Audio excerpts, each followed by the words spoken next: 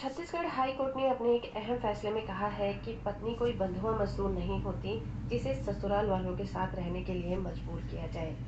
इस केस की सुनवाई जस्टिस गौतम भादुरी और जस्टिस संजय कुमार जायसवाल की बेंच कर रही थी। मामला ये था कि इसमें कपल की मैरिज 5 जून 2015 को हुई थी। कुछ टाइम के बाद पति ने कंप्लेन किया कि उसकी वाइफ उसके साथ क्रुएल्टी करती है। उसका बिहेवियर पति के साथ बहुत ही बुरा था और माँ बाप से अलग रहने पर वो हमेशा ही जोर देती थी।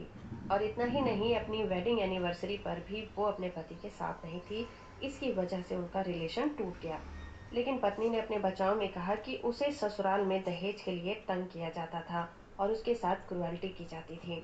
दोनों को सुनने के बाद हाई कोर्ट ने अपने फैसले में कहा कि पति ने जो भी वाइफ पर आरोप लगाए उसे साबित नहीं कर सका। साथ ही कोर्ट ने ये देखा कि एक दहेज का केस भी अभी पेंडिंग चल रहा था, जिससे ये लगता है कि वाइफ को डाउरी के लिए तंग किया जाता था। इसके अलावा पत्नी ससुराल में सेफ महसूस नहीं करती थी, इसलिए वो अलग रहना चाहती थी, तो उसे क्रुएल्टी नहीं कहा जा सकता। साथ ही जब किसी के साथ क्रुएल्टी होती है तो कोर्ट में सबूतों के साथ उसे प्रूफ करना भी जरूरी होता है।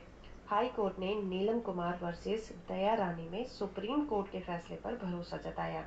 इस केस में सुप्रीम कोर्ट ने कहा था कि डाइवोर्स की कोई भी डिग्री तब तक नहीं दी जा सकती जब तक डाइवोर्स चाहने वाला व्यक्ति अपने आर्गुमेंट से और एविडेंस के जरिए से क्रुएल्टी को साबित न कर दे।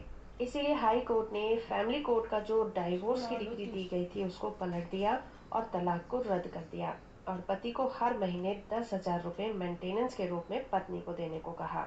वीडियो इन्फॉर्मेटिव है तो आप इसे लाइक, शेयर और चैनल को सब्सक्राइब करना बिल्कुल मत भूलिएगा।